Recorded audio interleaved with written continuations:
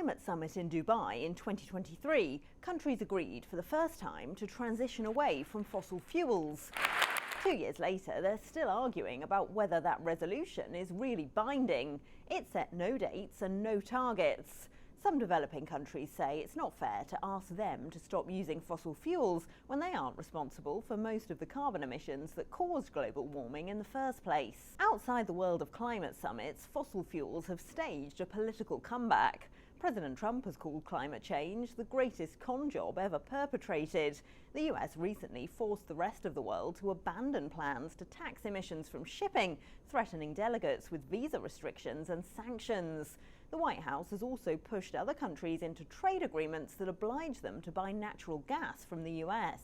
Fossil fuels still account for 87% of the global energy supply, so are climate pledges basically pointless?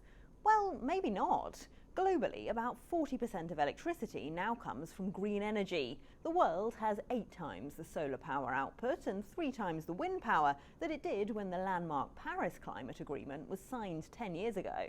That means North America and Europe are pumping out less CO2. Now, China's emissions have risen by more than all the cuts in those countries put together, but China dominates the world's production of batteries, solar panels and electric vehicles. That means it's pushing the rollout of clean energy around the world. Wind and solar are now the cheapest way to generate more power, and fossil fuels increasingly just don't add up.